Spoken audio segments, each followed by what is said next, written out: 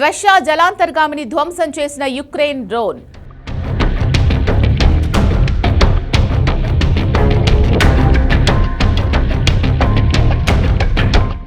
శాంతి చర్చల వేళ రష్యాను రెచ్చగొడుతున్న యుక్రెయిన్.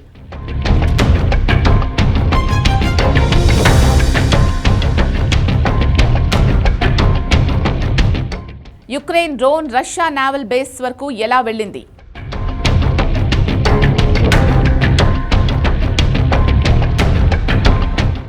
యుక్రెయిన్ వార్ జోన్ ను షేక్ చేస్తున్న విజువల్స్ ఇవే.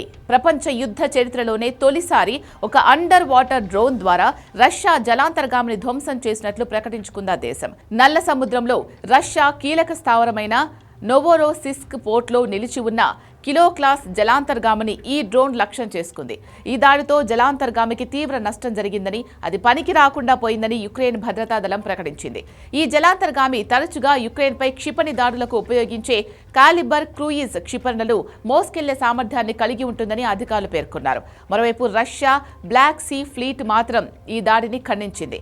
పోర్ట్లోని తమ నౌకలు లేదా జలాంతర్గాములకు ఎటువంటి నష్టం జరగలేదని, అవి యథావిధిగా తమ విధుల్లో ఉన్నాయని రష్యా రక్షణ మంత్రిత్వ శాఖ తెలిపింది.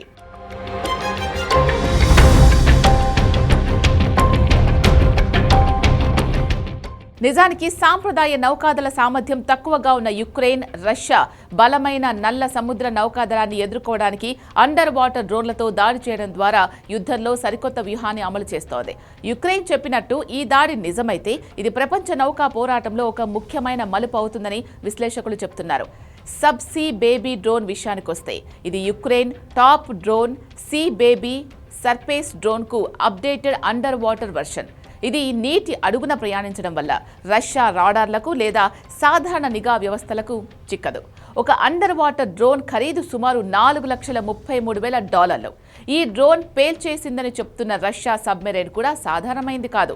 రష్యాకు చెందిన ప్రాజెక్ట్ 636.3 వర్షావియంకా క్లాస్ జలాంతర్గామి. దీనినే నాటో దేశాలు కిలో క్లాస్ అని పిలుస్తారు. దీనికి బ్లాక్ హోల్ అని మరో పేరు కూడా ఉంది, ఎందుకంటే ఇది నీటి అడుగున శబ్దం చేయకుండా ప్రయాణిస్తుంది. శత్రువుల సోనార్ రాడార్లకు చిక్కదు. దీని విలువ సుమారు 3,300 కోట్లకు పైమాటే. అలాంటి అత్యాధునిక సబ్ మెరైన్లను కేవలం ఒక అండర్ వాటర్ డ్రోన్తో పేల్చేయడం చిన్న విషయం కాదు. పైగా రష్యా అడ్డాల్లోనే ఈ పని చేశామని యుక్రెయిన్ ప్రకటించింది.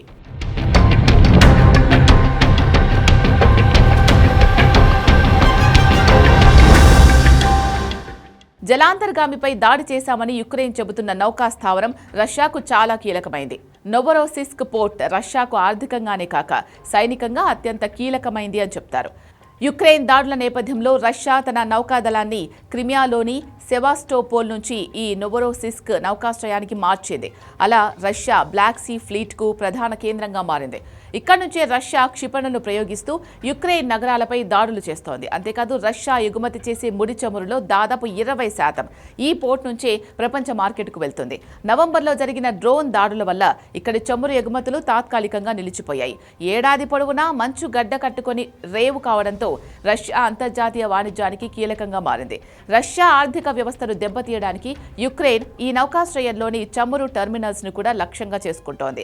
అలాంటి పోర్ట్లో అందులోనూ ఒక అండర్ వాటర్ డ్రోన్తో అత్యాధునిక సబ్మెరైన్ ను టార్గెట్ చేయడం అంటే పుతిన్ ను రెచ్చగొట్టడమే.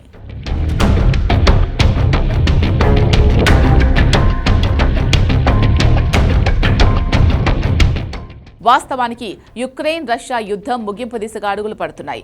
ట్రంప్ త్వరలోనే అతిపెద్ద సంక్షోభానికి ముగింపు పలకబోతున్నారని ప్రకటించారు. పైగా యూరోపియన్ యూనియన్లో యుక్రెయిన్ చేరేందుకు తనకు అభ్యంతరం లేదని రష్యా సైతం సూచనప్రాయంగా తెలిపిందట. యూరప్లో ఉన్న యుక్రెయిన్కు EU నాటోలో సభ్యత్వం లేదు. ఈ క్రమంలోనే శాంతి చర్చల్లో భాగంగా యుక్రెయిన్కు అనేక భద్రతాపరమైన హామీలు ఇచ్చేందుకు సిద్ధంగా ఉన్నట్లు వాషింగ్టన్ వెల్లడించింది. జెలెన్స్కీతో అమెరికా అధికారుల చర్చలు కూడా సానుకూలంగానే ముగిశాయి. ఇలాంటి సమయంలో అండర్ వాటర్ డ్రోన్తో తమ అత్యాధునిక జలాంతర్గామిని ధ్వంసం చేయడాన్ని మాస్కో చూస్తూ ఊరుకోకపోవచ్చు. అందుకే యుక్రెయిన్ అండర్ వాటర్ డ్రోన్ దాడి సుదీర్ఘ యుద్ధాన్ని భయానక మలుపు తిప్పబోతోందా అన్న అనుమానాలు కలుగుతున్నాయి.